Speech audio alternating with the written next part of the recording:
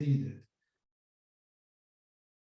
Agriculture and food systems really need to work for the poor and with the poor. Business innovations have to be able to enable low-income farmers to have stable and decent incomes and foster more inclusive and sustainable agricultural development.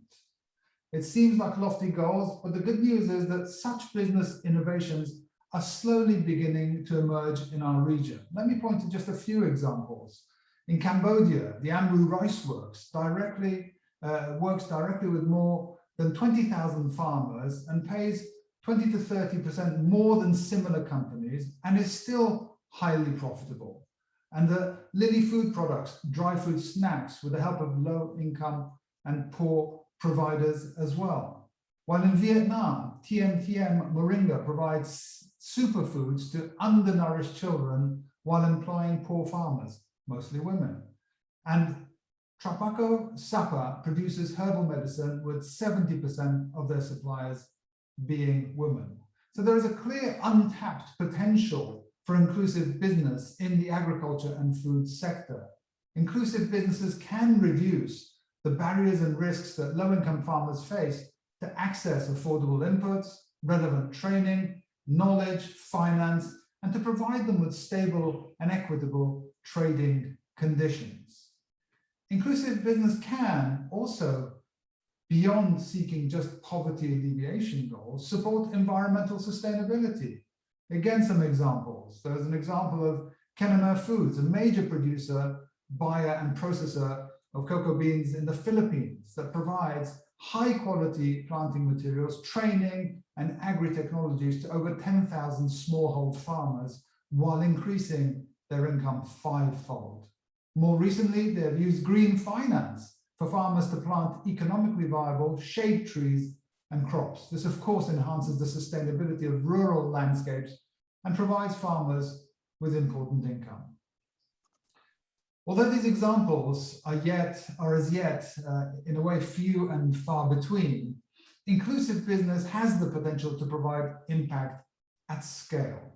Evidence from the joint ESCAP and IBAN landscape study of inclusive business in Vietnam suggested that 13 inclusive agribusinesses alone are expected to provide income opportunities above the market rate to about 2.5 million people in more than 607,000 households. This and other similar studies conducted by ESCAP and IBAN in Southeast Asia indicate that there is a clear potential of inclusive business in agriculture and the food sector. So the obvious question that we should be asking is, how do we turn inclusive business from what seems like a niche concept at the moment to much more of a mainstream practice?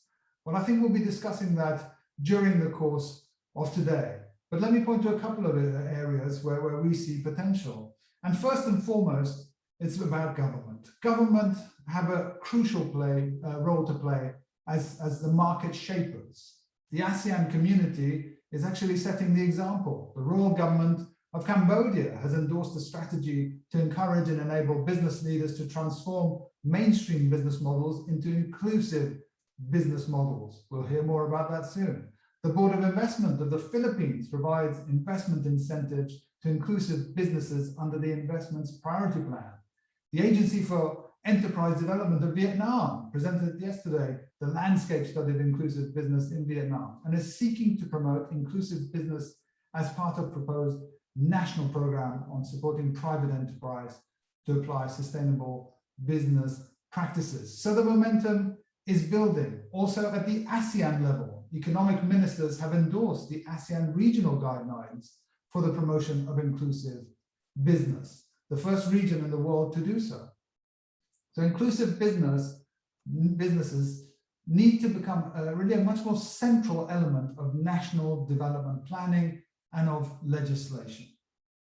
Secondly is, of course, partnerships. We need partnerships between governments, the private sector, academia, and civil society.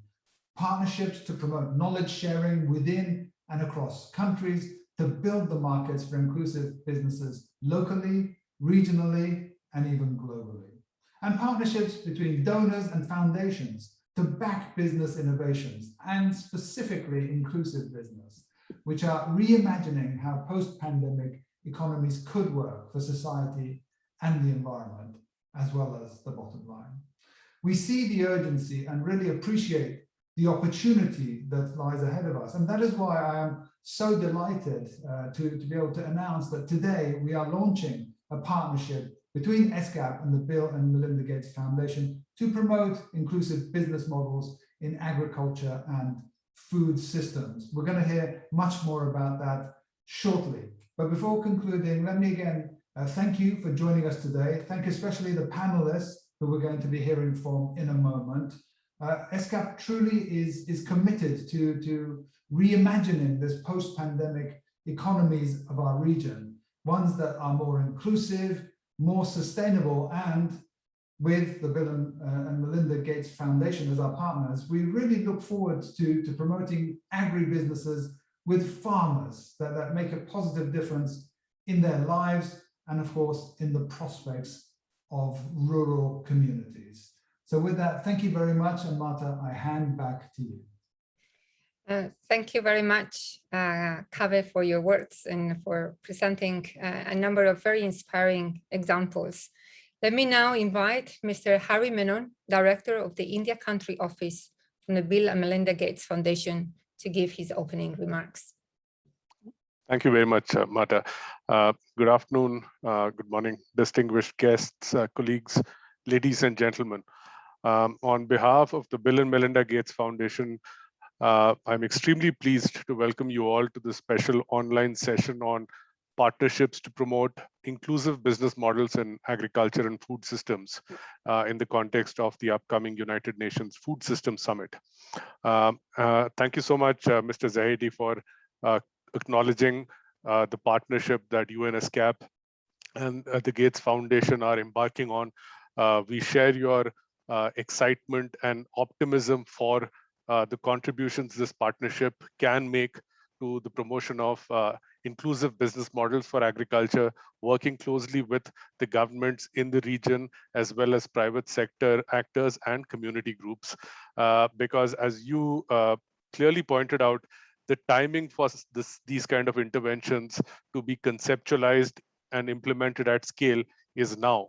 COVID and the impacts of climate change, which in any other year might have actually dominated the headlines, but the impacts of the pandemic have been such that we have focused a lot more on the devastation wrought by the pandemic, both in terms of its toll on health, but also on economic opportunities. And as Mr. Zaidi pointed out, the impacts have disproportionately been felt by the poor the world over.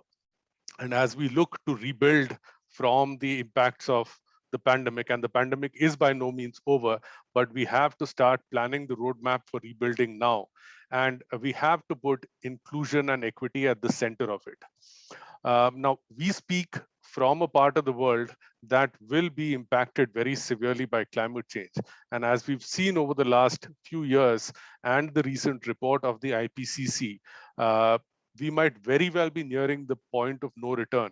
And unless we act now and in concerted fashion to really break away from a business as usual, the impact on geopolitical stability, the stability of societies, and the development of future generations of the human race are very much in jeopardy. And agriculture and the role of the farmers become even more important, because there is very much the likelihood that food security, which has ceased to be such a big problem in this part of the world, might very well come back on the table as variability in climate starts to impact the food production in the region and starts to drive up costs, inflation disrupts value chains, etc. So unless we conceive of and start to roll out what a future ready approach to agriculture is, and unless we start to do that now, we might very well be on the receiving end from future generations who will hold us accountable for the damage and devastation that we bequeath them. It is in that context that for the Gates Foundation, guided by our belief that all lives have equal value. Our agriculture development strategy focuses on sustainable and inclusive agriculture transformation, focusing primarily on small-scale producers in Asia and sub-Saharan Africa. And for us, the notion of inclusive and sustainable agriculture transformation is one that creates economic opportunity and gives everyone equal access to affordable, nutritious food year-round. Uh, no surprise, for most of the vulnerable populations in this part of the world, indeed in the global south, agriculture is the main source of livelihood. But it is increasingly a livelihood that is not sustainable. It does not provide economic value enough for families to thrive. And therefore, you see more and more families moving away from agriculture or looking to diversify sources of income. Now, agriculture has been at the heart of food security that has provided stability for the economic boom that parts of Asia have witnessed over the last few decades. And if that were to get compromised, we might see wide-reaching impacts on various economic and social indicators. And that's why we must look at a transformation that promotes the interests of the populations who are most involved in food production, much more so that of any other stakeholder. And obviously, it's going to take multiple stakeholders to come together to make agriculture more viable and productive. Now, food systems transformation is a complicated space because it concerns the well-being and the rights of vulnerable populations. That invites a lot of political and societal scrutiny, justifiably so. And it also calls into question some of the structural and power imbalances that prevent small-scale producers from participating equitably in market systems that might be able to reward them economically.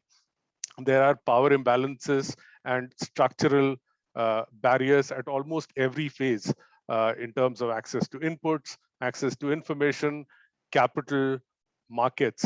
And often we find that intermediaries and sometimes even unwittingly governments end up perpetuating some of these barriers that really prevent the small scale producer from benefiting from their super critical activity that really keeps modern day society afloat.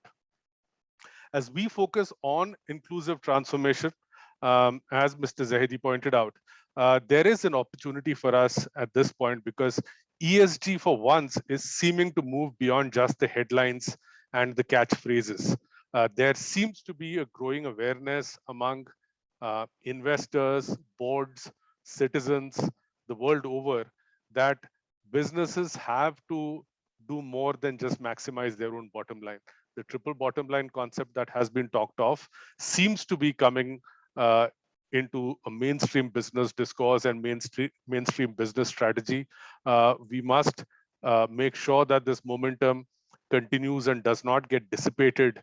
Once the effects of the pandemic wear off, because there might be a tendency to get back to business as usual.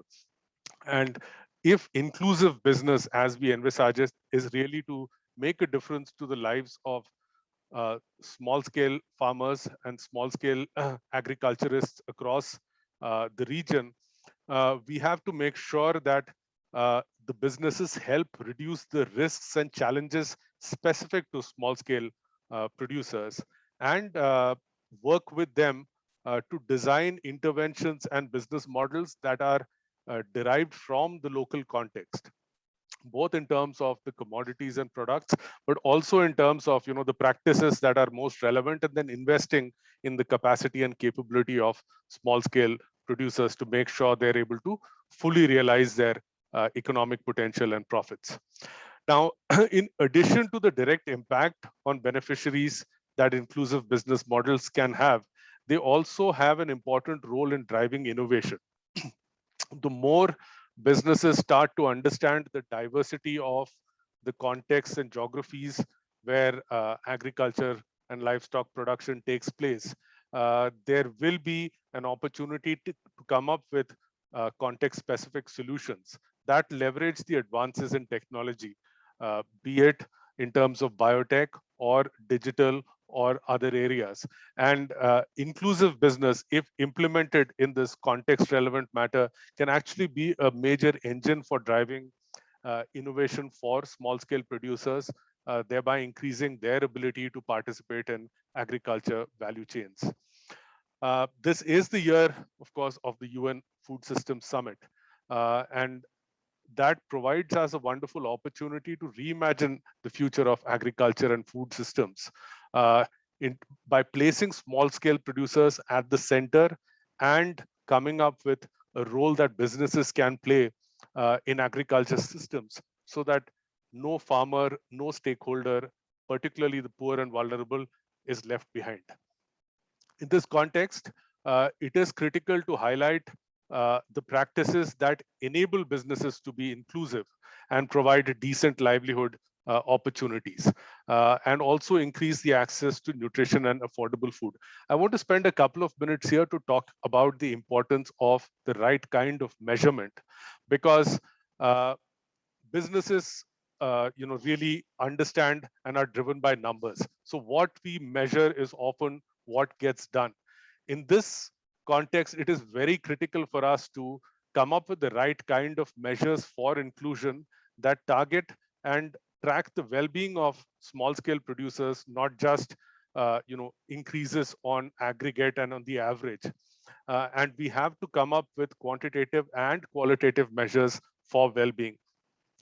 Not easy, but it can be done. We also must acknowledge, embrace, and analyze failures, because any intervention as complex as this is definitely going to result in failures. And the most valuable lessons are hidden in failures.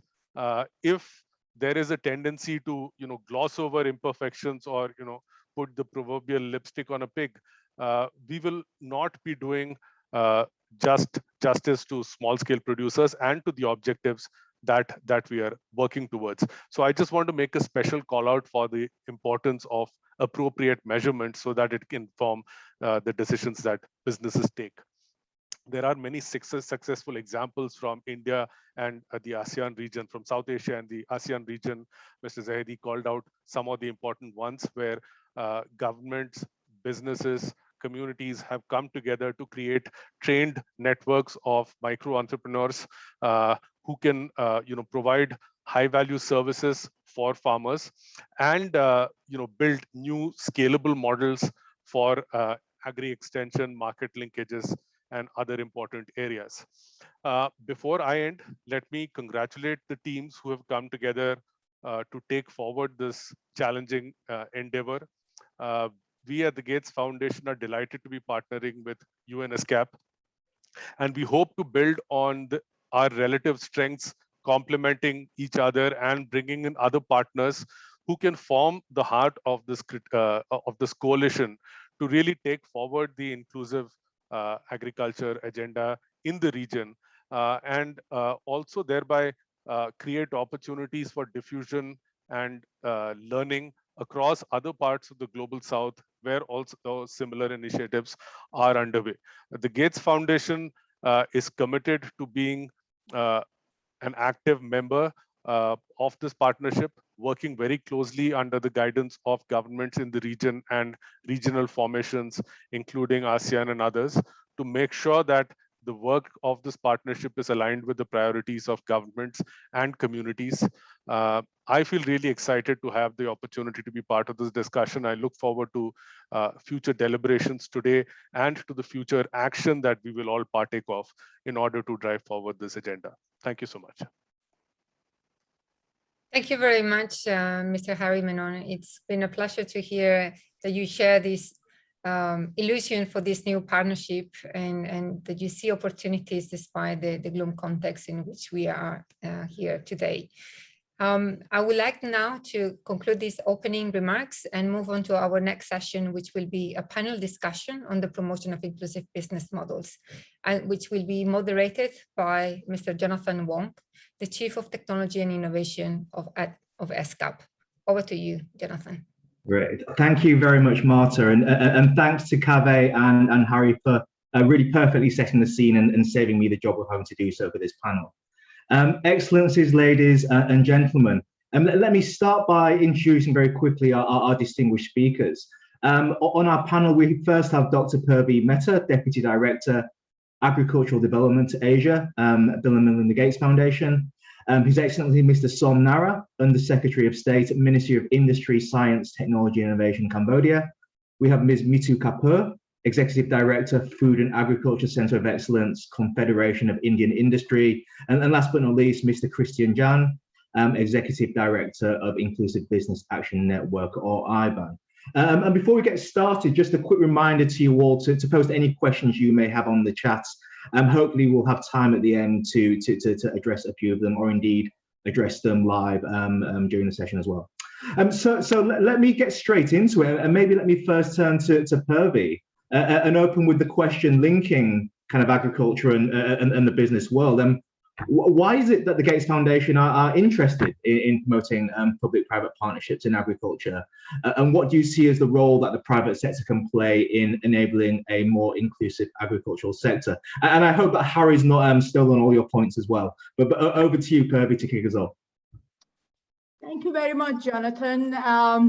Once again, thanks for this opportunity. And as our country director, Hari Menon, just said, we are really excited about this partnership, which goes beyond the region and feeds into the Food System Summit. Why are private sector investments and private sector partnerships important to us as Gates Foundation is, especially as it was said both by Mr. Zaidi and Mr. Menon, private sector plays a very, very crucial role in really bringing farmers together. If we see the history of agriculture in this region between 1950 and 2015, close to 83% of the investments that came to this region, especially in the input level or pre-harvest technologies, were actually private sector investments. This is really shifting now with a very large number of investment. Just last 4 years track record in the region shows that 67% growth in the second part of the value chain, or post-harvest part of the value chain. The investments in, say, for example, agriculture extension, agriculture finance, insurance, all of these are coming from private sector as well.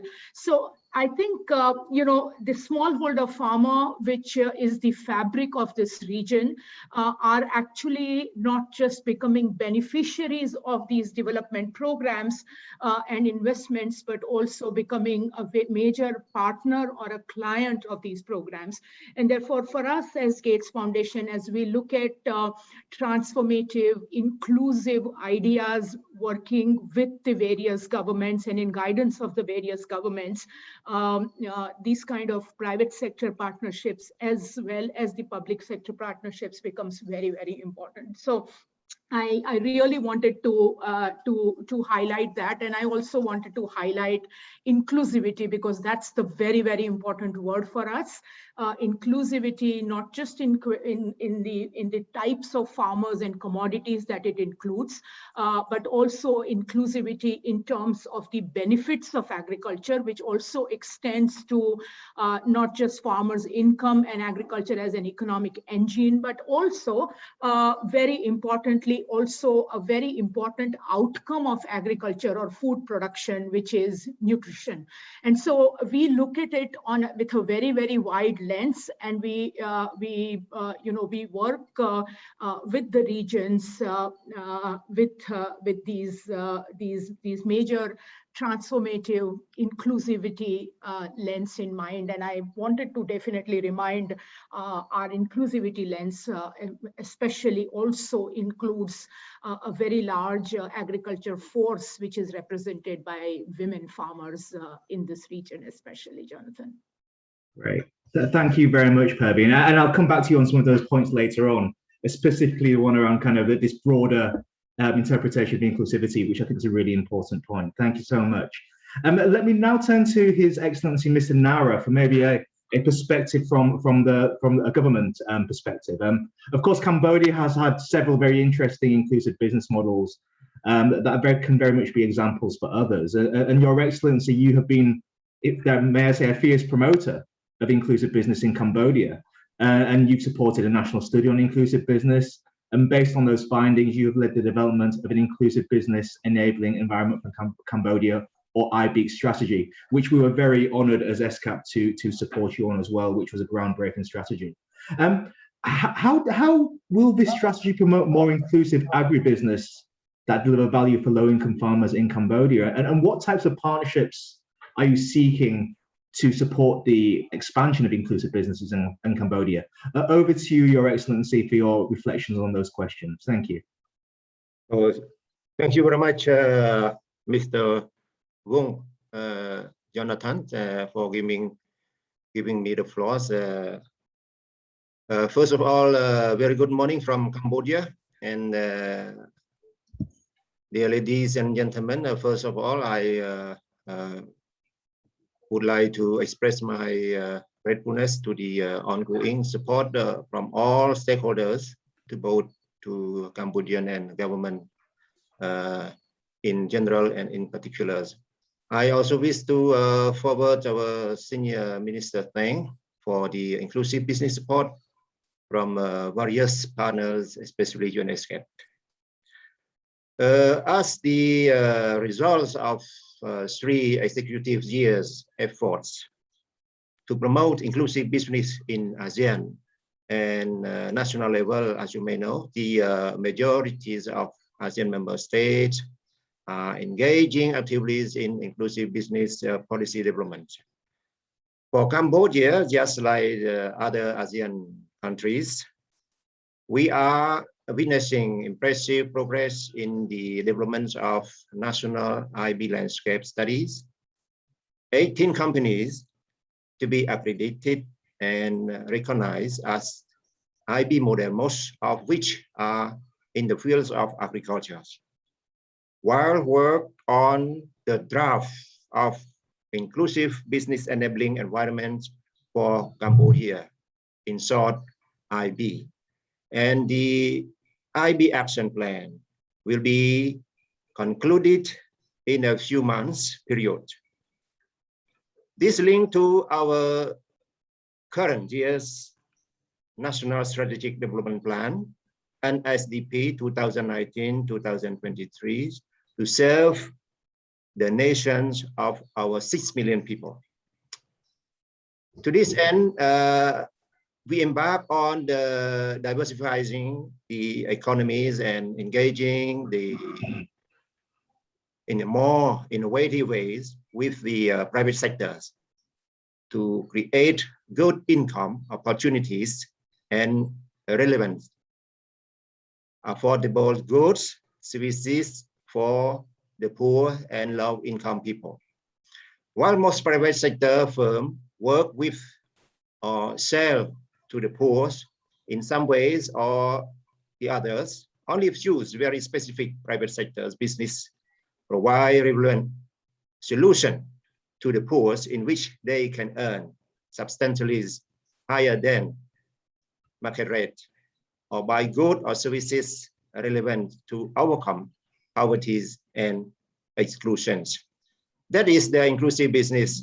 Let me share with all of you example of the agro-business companies, which is Amru Rice in Cambodia. The company works directly with about 25,000 farmers, up from 10,000 in 2016, and projects to involve 50,000 by 2023. About 30% of the smallholders Amru Rice is working with people come from poor families background, and 65% from low-income households.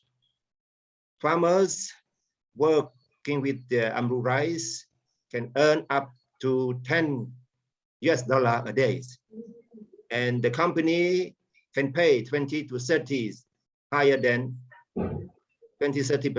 than market rate. This is because of the company's high productivities and long demands of high quality organic produce. Similarly, given the thoughtful considerations of the companies and its geographical impacts is also strong. The company had established and is coaching farmers cooperatives. It established 6 seniors and 6 juniors and 400 local trainers in the fields of to organize the farmers, and has the IB drivers in the head office of the constantly improved business model. The company also invests highly in the sustainabilities, follows high environmental and social safeguard standard. In philosophy, is not the give CSRs, but the reinvest in the poor. So all this is the experience that we have shared with you some, but we have a lot of company that involved with the IB's model.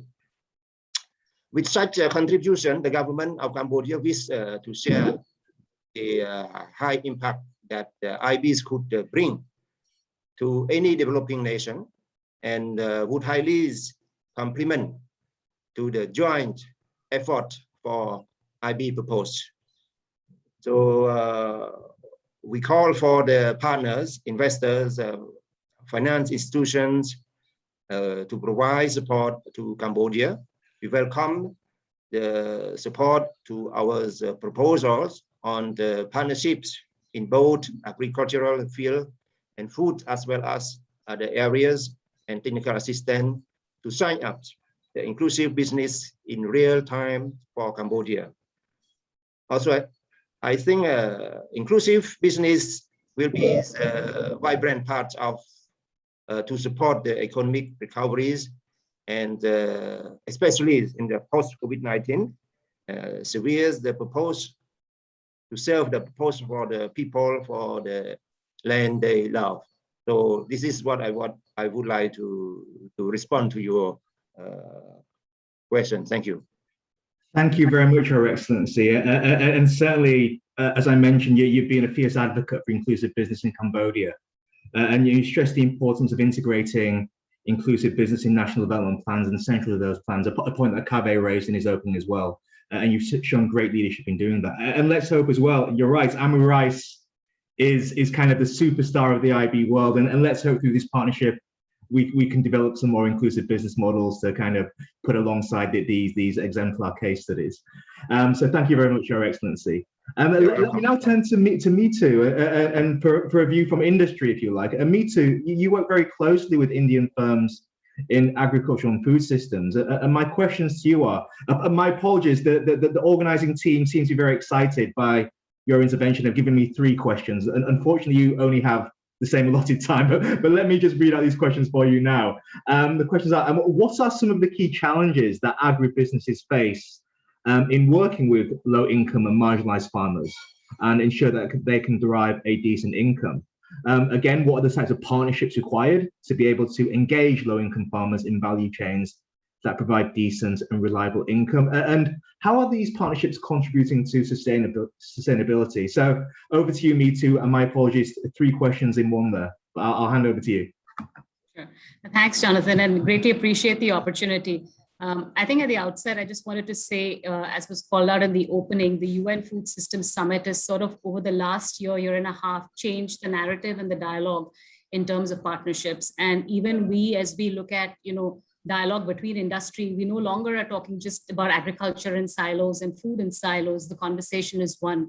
So the nexus and the connect between agriculture, food, nutrition, and health is now framing the conversation as we speak in boardrooms. And it is, the last 2 years, or, the last 2 to 3 years have also kind of accelerated the importance of this. I think the pandemic has brought home the fact that, nutrition and resilience and immunity and local value chains will have to be created as we move forward. And all of us are going through the vagaries and the impact of climate change. And in order to be able to survive that, we will have to integrate sustainability at the core of business delivery as well. So, what we're seeing is a shift really from a nice to do CSR mandate to really core and central to business in terms of being able to deliver value, whether it comes to livelihoods, whether it is also ensuring a nature positive footprint in terms of production, and more importantly, supporting that shift to sustainable consumption patterns, because that is really what the consumer is also demanding today. So I wanted to just frame a little bit of what I'm going to say with that narrative that is preceding the dialogue, even within the private sector. Of course, the structural issues are known. We know that we face the challenge of fragmentation. And so aggregation inefficiencies is really one significant challenge when it comes to effectively engaging with small and marginal farmers. However, in the last few years, that is being addressed significantly. We have seen, for instance, the government focus on, in India on farmer producer organizations, which is creating the collective model for private sector to be able to also engage far more effectively. And we've seen, in fact, within CII itself, over the last 2 years, we used to often work in specific value chains and projects, but we've used this opportunity to now kind of create a systemic program where we work with private sector, with farmer producer organizations. What do they bring? Of course, it's market linkages, but one cannot undermine the value of partnerships. And I think every value chain player has realized that you cannot afford for the relationship to be transactional. So one is to purchase in terms of your needs, but the convening of other partners, whether it is input players, whether it is actually the local universities in terms of the package of practices, the orchestration that is to be required. I mean, those are the kind of partnerships that we will need at scale. We have seen several pilots happen. So, you say let 1,000 flowers bloom, but how do you really get the fields to bloom? And for that, we're hoping that the pillar that has been created with farmer producer organizations will allow that scale and replication. So we don't have to learn and relearn in terms of what we deliver. I think in terms of partnerships, one very important area is really the area of climate resilience. It is going to be very difficult, for private sector to go at this by themselves. And so the importance of partnerships, be it with foundations, be it with academia, university, will have to come to the forefront if we have to be able to develop climate resilient practices. And that is an area which, we are starting to work on, but it's complex. It has to also be local, and it has to be, in a manner that can be implemented by farmers. What last year has also taught us, really very importantly, is the opportunity of digital.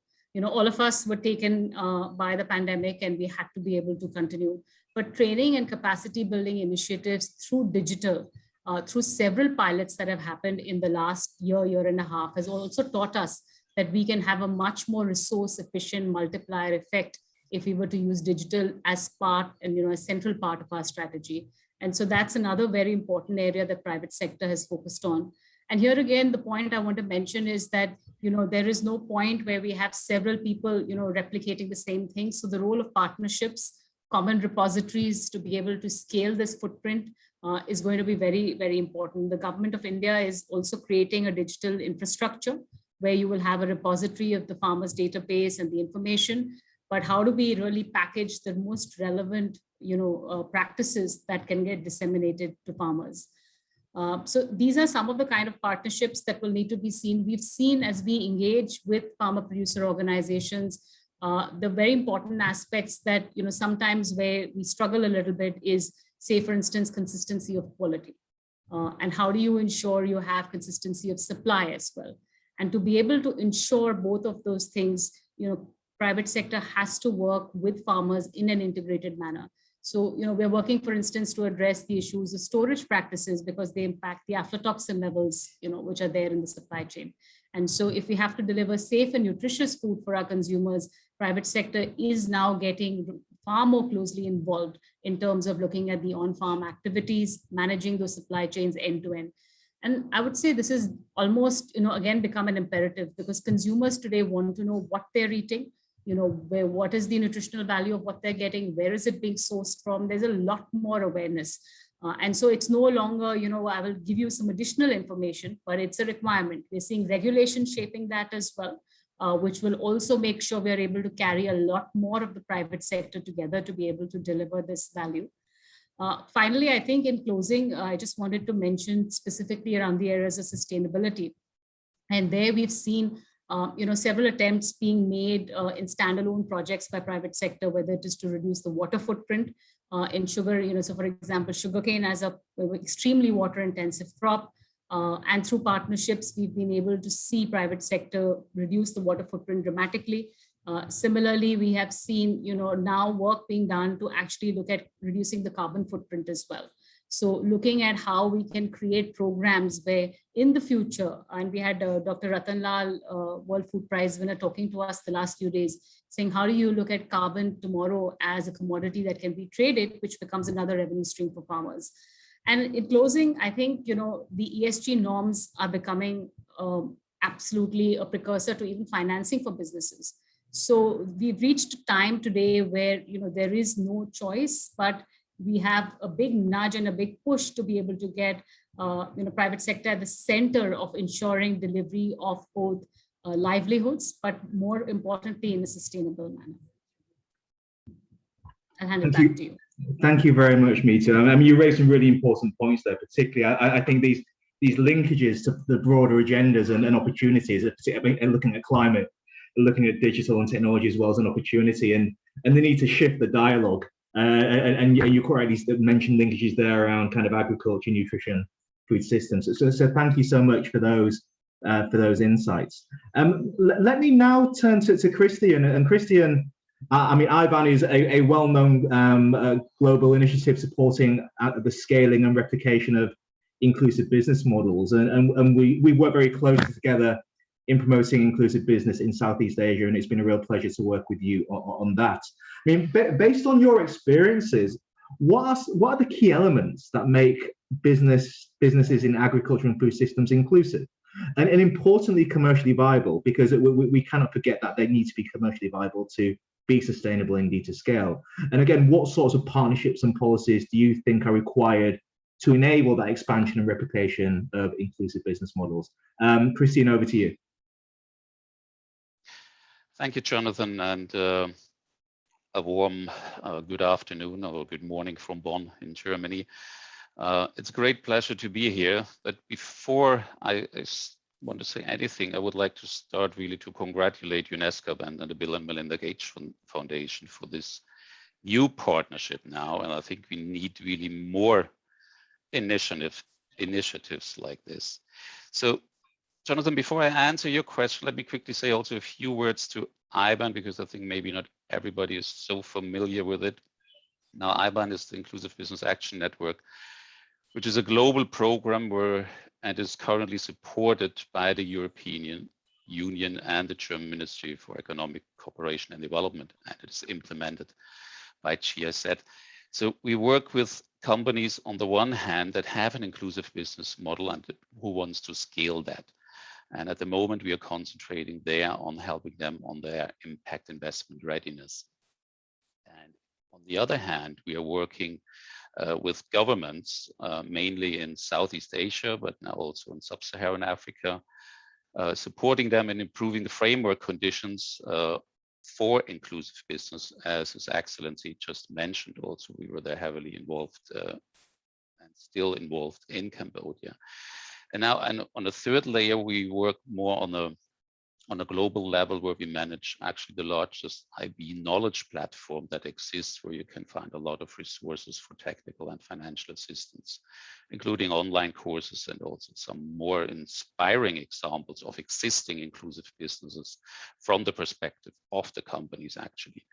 Now, so all this we could not do without partners in the countries where we work, but also with organizations from the academe or financial institutions, from UN organizations like UNESCAP, but also from impact investors. So therefore, I really appreciate the theme and topic of this event, because for me, I mean, cooperation and partnership are really essential and a prerequisite for inclusive economic growth. And especially in the agricultural sector, collaboration is essential, which I will point out in a while. Now, beside the positive impact of IB that I have already mentioned, I would like to stress one more point, and what we always say, inclusive business is a triple win, actually. They're a triple win for the companies, for the poor, and for the government. And I think through improved income and services, the lives of the poor are improved. I think that's clear win that we have. The companies have a viable business, as we just heard, and are therefore also sustainable. And for the government, inclusive businesses contribute to economic growth, and at the same time, they also reduce some social expenditure. So therefore, it's really a win-win-win situation. Now, to your question, also a bit more specific, especially for Southeast Asia. In a study that we commissioned about 2 years ago, which has been conducted by Grow Asia,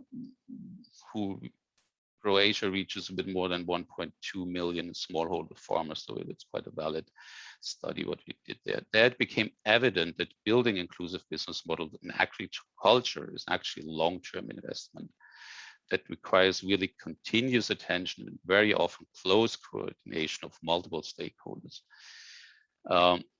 And then from the study here, I quote briefly, when done successfully, it is really a powerful catalyst of rural transformation by creating jobs, raising income, reducing malnutrition, and contributing to inclusive economic growth.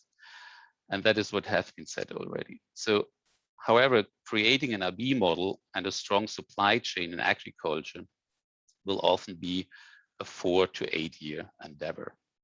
And now learnings from the design, structuring, and execution of IB models in agriculture show actually that successful inclusive businesses typically require a coordinated action of multiple partners, playing clearly defined roles, covering major project activities, for example, like productivity, certification, finance, aggregation, etc. The coordination needs to be orchestrated often by a small group of lead organizations with grouping of partners. So, and the work of building inclusive business in agriculture for smallholder farmers occurs mainly at 3 levels: the on-farm productivity and profitability, market access and development, and also on the enabling market condition. Now, it can also be observed that there's a huge potential of digital solutions to scale up inclusive business in agriculture. There I would like to focus in a little bit. Through digitalization, the smallholder farmers can be integrated in inclusive business value chain in an unprecedented manner. They can receive information now, such as commodity pricing, good agriculture practice, or help with soil analysis, etc., which was only accessible to large farms and companies before. So digitalization can also reduce the cost of working with thousands of smallholder farmers, for example, with digital payments, to make IB models commercially viable. So in short, there's a huge potential for inclusive business in agriculture, but it needs long-term commitment.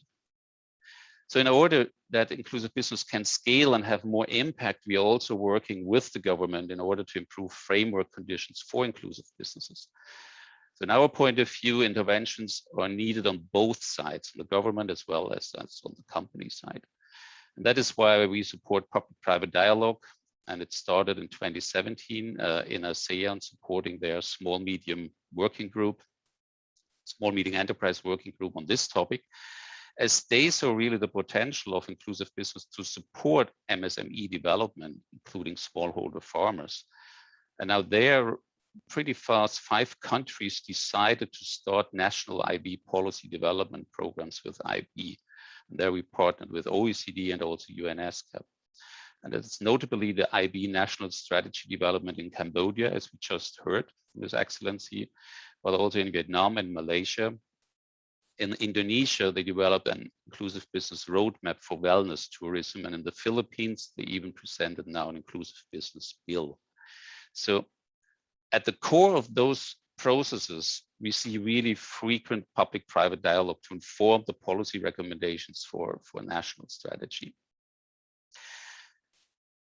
And in 2019, we had a first South-South dialogue that was started with policymakers from ASEAN and with Nigeria, which kicked off really the start of an IB policy development program in sub-Saharan Africa.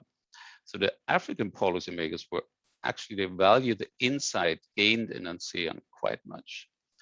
So if you're interested also to learn more about the progress in ASEAN, then tune in into the 4th ASEAN IB Summit that will take place actually on September 22.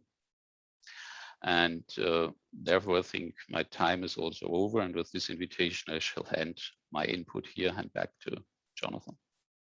Great. Thank you very much, Christian. As comprehensive as always, and really, I think highlighted some really key points there, especially around the investment side, which not many people mentioned, around this importance of investor readiness of IBs, and just recognizing as well the important point that IB and AG is going to be a long-term investment. Of course, we're not going to solve this tomorrow. We have a few questions coming in, but while I kind of very quickly filter them, let me kind of abuse my moderator rights and maybe ask a couple of more regional type questions, actually, given that ESCAP is a regional organization. And in particular, maybe I want to kind of turn to Purvi first and ask a question around, Kaveh mentioned this need to move inclusive business from the niche to the mainstream. And of course, this will require going beyond national borders and opening up new markets and opening up to international trade. I mean, how do you think the Gates Foundation could provide that kind of catalytic support or indeed capital to support more regional trade in agriculture? So maybe that question to you first, and then I'll have another one for Christian, and then maybe we'll go to the questions from the audience. Over to you, Purvi. Thank you very much, Jonathan. Let me follow up on what Meetu had mentioned about farmer producer organizations and the power of aggregation, right?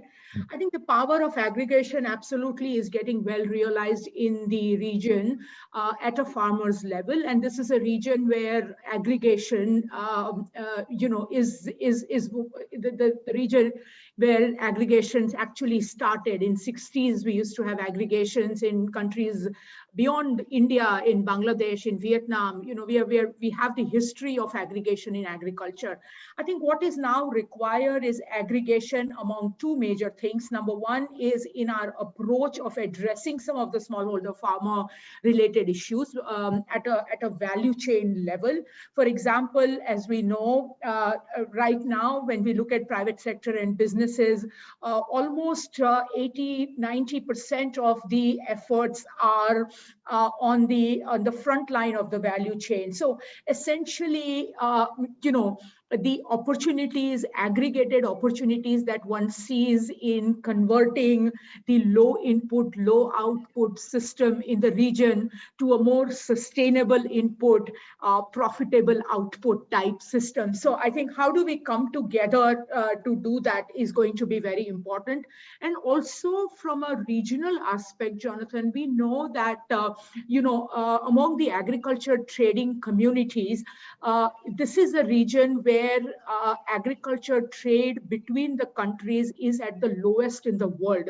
And therefore, there are a very large number of opportunities. And there are several very, very good initiatives under, for example, India's recent launch of Indian government's Agri-Infrastructure Fund, for example, the export promotion funds, those kind of things. I think they offer tremendous opportunity, but also openness towards private sector and opportunities for smallholder farmer, not just as beneficiaries, but as real clients of this entire issue. So I think there is a lot that can be done, and a lot can be done only by collecting our efforts. This is not something we will achieve in isolation anyway. Great. Thank you very much, Purvi. And let me, Christian, you touched upon South-South cooperation. I know we're both huge advocates of IB and want this to grow to the mainstream, not just in Southeast Asia, but globally. And you've done so much work in Africa. Are you seeing real tangible benefits? I mean, you mentioned some of the exchanges you facilitate between Southeast Asian countries and countries in Africa. Are you seeing really tangible benefits of these South-South cooperation mechanisms to really grow the movement for IB? Over to you, Christian. Yes. Well, thank you, Jonathan, for this question. definitely. The answer is very short, is definitely. It was really amazing to see how when we had this first exchange, when we brought some high-level leaders from Nigeria to Bangkok at that time, and they learned then really from the policymakers from five Southeast Asian countries. And it was amazing to observe for us. I mean, with those colleagues from the 5 countries, we just started 1.5 years before introducing them to the IB concept, and now they could share it already to their peers from Africa, and we were just there to facilitate the whole process and give some more input. And that is something where you have a low-cost intervention with a very high impact, and therefore it is a very viable to have this kind of peer learning and even South-South exchange. It can be in Asia, it can be from one continent to the other continent. It is very well acknowledged, and we started in Nigeria now with it, in Zambia. We could start in more countries, but we are also limited with our resources, what we can do. But I see there is an increasing awareness by governments, and at the same time, then really also a demand for more support in this area. Great, thank you so much. Okay, let's now go to some of the questions from the audience. My apologies to the audience for stealing 2 questions there. Me too, there's one here directly to you, but maybe I could ask His Excellency Swem Nara to also address this one. It's a question around partnerships between government, private sector, academia, and how partnership could bring concrete essential changes to the barriers that most farmers may be facing in the long run to give them more market access. I hope that made sense to you. And maybe me too, I hand over to you first, and then His Excellency, I'd be grateful for maybe some of your insights on this role of partnerships to support farmers. Over to you, me too, first. I think the role of partnerships has been highlighted, but I think what's really important is the fact is today that the government is taking several steps to be able to unlock, like what we talked about, infrastructure, access to finance, and create the right environment. And then you have private sector also doing a whole host of initiatives, but sometimes, unfortunately, there is no convergence. So what we're attempting to do, and at CII, like I mentioned, we have created a business service unit that supports farmer producer companies, is to dovetail the efforts of the private sector with convergence with government schemes. So, where, for instance, we have started right from whether it's the market side, how do we then upskill the farmer producer companies to have the right cold chain infrastructure, storage infrastructure, handhold them to be able to, unlock value from the government schemes. Similarly, we're bringing in partnerships in terms of local research universities and agri-universities to deliver, training, which is specific to value chains based on agroclimatic zones. And so it's really, like I said, it is finally onus of convening and orchestrating those partnerships has to sit somewhere. And I don't think that necessarily generically sits within government. And that's where I believe that the value chain anchor has that responsibility of convening. But the problem is they're not all equipped. And that is where you need that support system to be able to allow the value chain player to navigate through, also selecting the right partners, because that is very important. We've unfortunately also seen instances where you might bring in a set of partners which might create unfortunate circumstances and outcomes. So a framework that brings, government as well as industry onto a common platform. And there's been discussion within the Indian government about that as well, about looking at, how we look at an agri-value system platform that brings private sector and government in an institutional manner together. So those are the formats that we are working on. And right now it is really in a programmatic form, but eventually this has to be institutionalized. And I think that's really where we will unlock the power of partnerships. Great, thank you, me too. Your Excellency, I don't know if you have any comments on that question. Thank you very much. Your question is very important. The 3 parties, cooperation, government, private sectors, and the academia. This is very crucial, but we have to have a package policy, not only from the central government, but the local government as well. So everybody have to aware of what is inclusive business about. What is the issue that the farmer face? This is very important.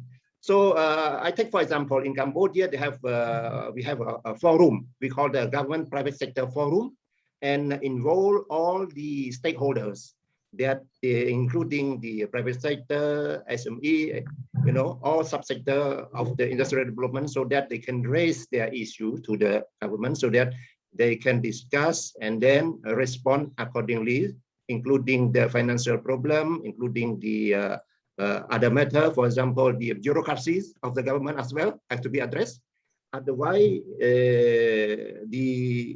the guarantee of the success, any policy, if they have no cooperation, collaboration between these three stakeholders, is not going to be achieved. This is my response. Thank you. Thank you so much, Your Excellency. Purvi, you want to come in there?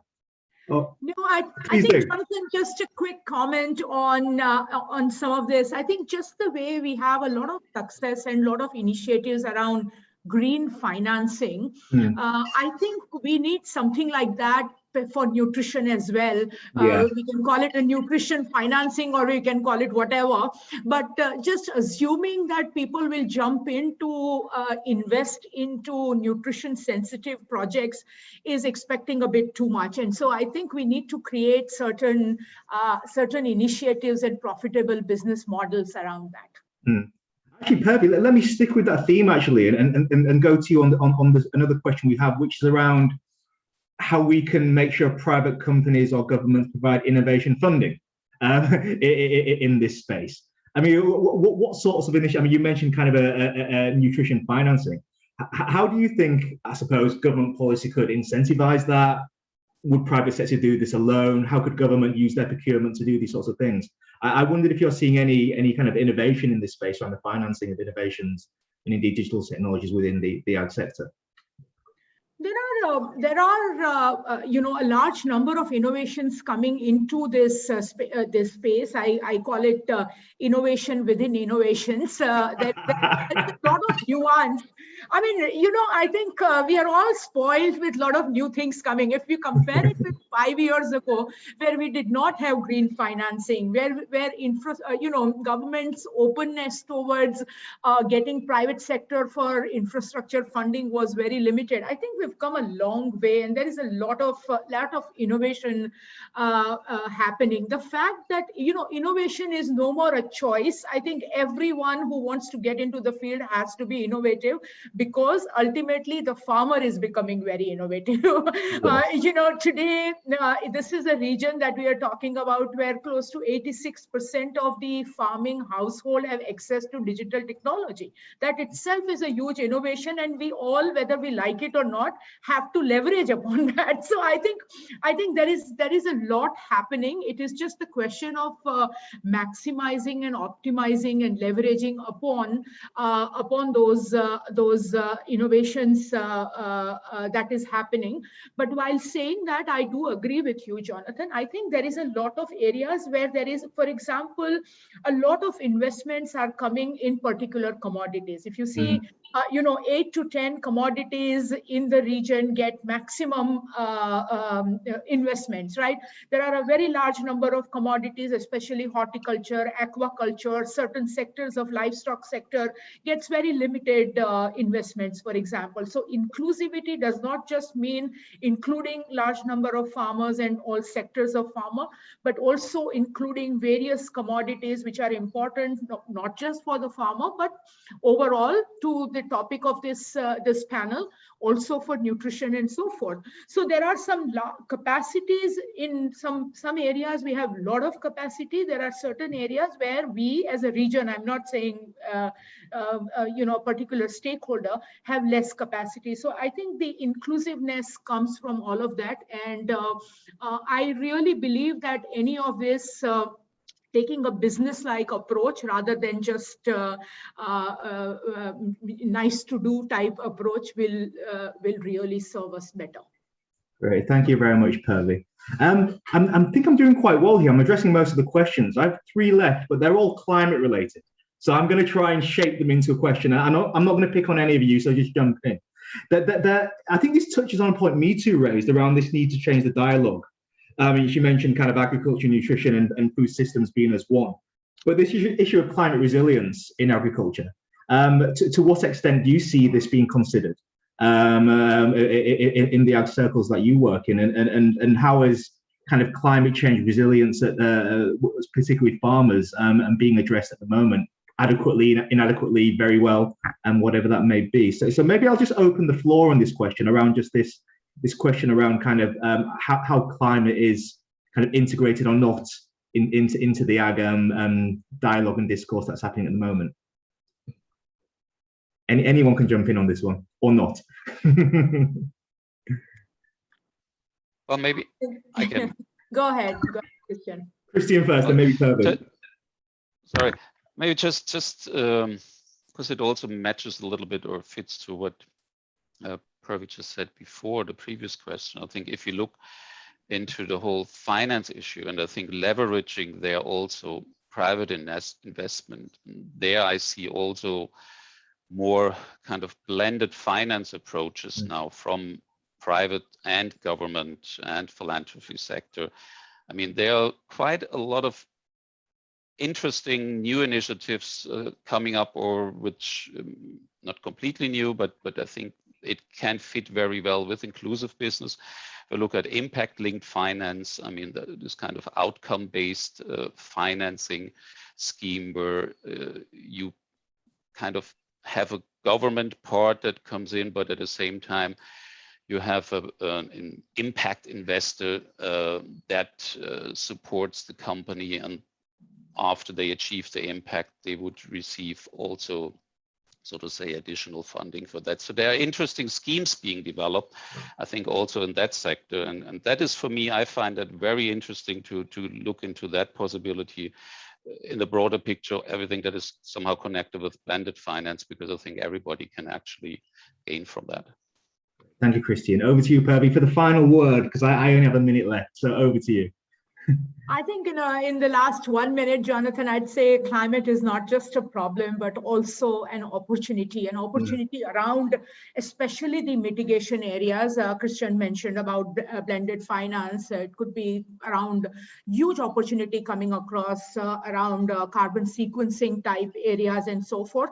But at the same time, a lot of opportunity coming in shifting the agriculture patterns, for example, crops which would be much more resilient to 1 or 2 degree higher temperature and so forth. That is really opening up for a lot of different types of partnerships in the agriculture systems per se. So I think again, I hate to use the word monetize it, but I think we really need to leverage upon this opportunity, to create that kind of profitability, and also to prepare our farmers for better market readiness. Great. Thank you so much, Purvi, and thank you to you all. It's very hard to summarize, but I think some of the key points I took from that. I mean, Purvi mentioned this broader definition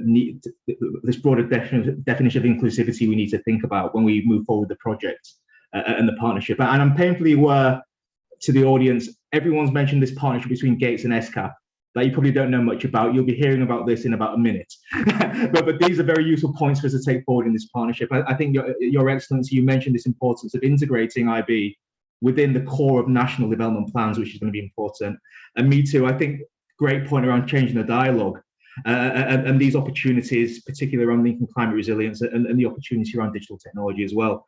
And Christian, looking at the other side of things, the investment side, and the opportunities for South-South collaboration, all of which we'll be taking forward as really key insights to inform our partnership with Gates as we move forward. But let me now actually let you find out what this partnership is about and conclude this panel. Just to say thanks to you all again, but let me now give the floor to Dr. Srivali Krishnan, Senior Program Officer, Bill and Melinda Gates Foundation, and Marta Perez-Cuso, Economic Affairs Officer, UN ESCAP, to tell you more about our plans and this very special announcement we're making today. So Srivali, over to you. Thank you so much, Jonathan. And I just wanted to add to you your words in terms of thanking our distinguished panelists for a very dynamic and insightful and constructive discussion today. As my colleagues Harimenon and Purvi have mentioned before, I wanted to reiterate the vision of Bill and Melinda Gates Foundation in supporting country-led inclusive agriculture transformation. We believe that we can support countries achieve this agriculture transformation through a shift that in the agriculture that is based not merely on subsistence, but to agriculture that is run like business, to be efficient, to be profitable, and that meets the needs of producers and consumers equitably. Agriculture continues to be one of the largest economic sectors in the region, and it was reiterated by several speakers that in the South and Southeast Asia, it is contributing to a large amount of economic development. And it has the potential to turn into a dynamic source of growth. So when we say inclusive agriculture transformation, we want to ensure that it not only leads to a higher GDP, but also lifts millions out of poverty, especially the millions of vulnerable and women farmers who have to be more inclusive. But also what Purvi mentioned in terms of diverse economic sectors within the agriculture and allied sector. This would also mean that we have enough food and enough nutritious food for supporting our healthy and well-nourished labor force for future, as when we say they will be driving the economic engine in the region. When we say all of this, that is where we say we are enabling a functioning food system. We all know that small-scale producers face a variety of constraints and risks, which range from all the way to resources, to prices, products, climate, as well as policies. We also heard that it is important that the private sector's participation in the agriculture sector becomes core to our business case, but also needs to be inclusive. As the eminent panelists spoke a lot about the inclusive business models, I'm tempted to say that when we think of inclusive businesses in agriculture and food systems, agriculture markets comes first to our minds. For agriculture markets to become more inclusive, they must be competitive, equitable, resilient, and stable. In this context, when they become all of these four above, this is where the role of inclusive business models is being very critical through the different levers of change, such as enabling environment, institutional support, technology, as well as reducing information asymmetries. At this point, I'm extremely excited to again be partnering with United Nations ESCAP in this interesting and challenging journey. We have partnered with UN ESCAP to promote inclusive business models in agriculture and food systems in South and Southeast Asia. And this is a very opportune moment to be able to announce this new partnership in the light of the Food Systems Summit in 2021.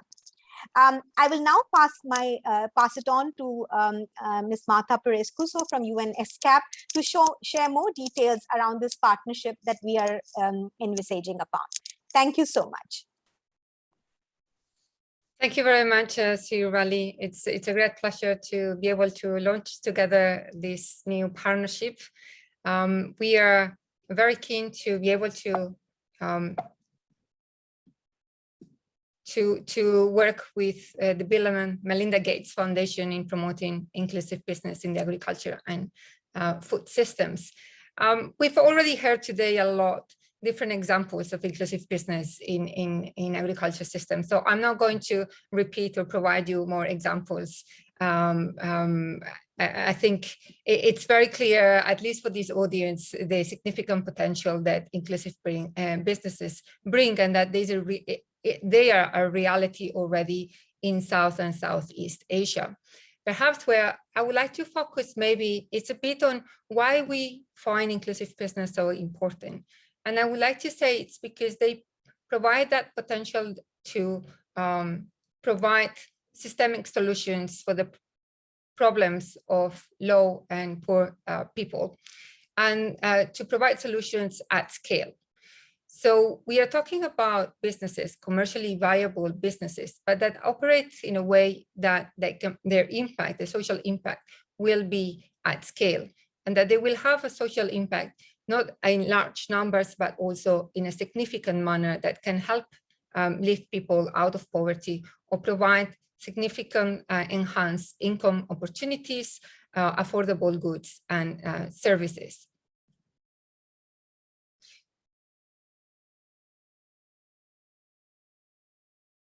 And because of all the challenges that we've been hearing from our speakers today that small-scale farmers face to get together, to work together, to deliver, to aggregate their products, to deliver with the quality that businesses need. To make inclusive business a reality, we need business leaders that are motivated for the long run, that are innovative. You need innovations to be able to remain commercially viable, and that are also able to work in partnerships. And we think that governments, they have the potential to introduce, to motivate business leaders by recognizing their work, and also to bring all these different ingredients together to provide incentives, to create the platforms necessary and attract the necessary investments. And as we are convinced of the potential of policies to promote and encourage inclusive business, many other governments in Southeast Asia have also been convinced. And over the past few years, you will have seen that there's a lot of progress being made in Southeast Asia at the national and at the regional level. And it has been a pleasure for ESCAP to work with these governments and together with our partnerships, like the Inclusive Action Business Network, with ASEAN and the OECD, in conducting research, providing training to policymakers, convening different policymakers, stakeholders, investors at the national and regional level, and even producing guidelines for the promotion of inclusive business in ASEAN, which is providing now government officials a very clear guideline of how to promote inclusive business at the national and regional level. Now, we want to continue these efforts and make inclusive business a central element of national development plans and legislations. We want to build the necessary partnerships between governments, the private sector, academia, and civil society to see the emergence of more inclusive business. And this is why we are excited to partner with the Bill and Melinda Gates Foundation for a period of 3 years that will focus on 3 countries to build all these necessary partnerships that will see the fruition of more inclusive business model in agriculture and food systems. And we will do so through a comprehensive set of activities along 5 pathways. We want to provide direct support and not just talk at the policy level. We want to help build the capacity of firms, and we may start or continue working on building awareness, but we also want to, providing general training. But more importantly, we want to provide very specialized consulting advice to those business leaders that are ready to transform their mainstream business model into an inclusive business model. At the same time, we want to continue working at the policy level and support governments that want to put in place strategies that promote inclusive business and help them design the instruments to do so. We will be providing policy advice to government officials in a number of different areas. Third, as we've talked today, and it's very evident, we want to play our role in building and facilitating partnerships. And we will do so through dialogues at the national and regional level between government, businesses, and impact investors. Fourth, I think it was Harry Mellon who said today the importance of measuring and measuring right. So an important component of this project today will be about generating evidence on the impact of inclusive business, on the return on investment of inclusive business, and the social impact that they have. And we want to learn what works and what doesn't work so well, so that we can be better. We will also, of course, encapsulate some of that learning and of the learning of the other activities in manuals that can be used by others. And the fifth element will be very much supporting the transfer of knowledge across countries and value chains through regional forums, regional investment forums, and through establishing dedicated communities of practices. So these are the 5 pathways where we will be investing, but we don't want to do this alone. We want to work with our esteemed partners and with new partners like IBAN and other partners along the way. And we will be, in the coming weeks, developing a very concrete plan on how we will develop each of these pathways together also with interested governments. So to sum up, for us, it's important that now we will work with agencies and nodal institutions in governments that are critical to promote inclusive business. We will forge the necessary partnerships for IB models in agriculture to emerge and grow. And we will test a mechanism that can foster the transfer and adoption of inclusive business model. This is the summary, and we are very proud to be able to announce this today. This concludes our event, and I would like to thank our speakers for the valuable points that they've raised today in the discussions, which went much further than I had expected, and I really picked up on some of the issues like the challenges of climate change and new opportunities, the importance of focusing on nutrition. And I would also like to thank all the participants for attending this event, which marks the start of our fruitful collaboration between ESCAP and the Bill and Melinda Gates Foundation. If you're interested in being engaged in this partnership, you can let us know through the survey that we will be sending shortly. And with that, I just want to thank you all and wish you stay safe and well. Thank you very much.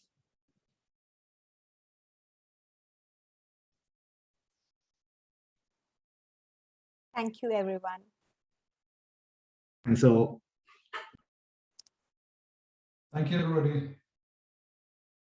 Thanks very much.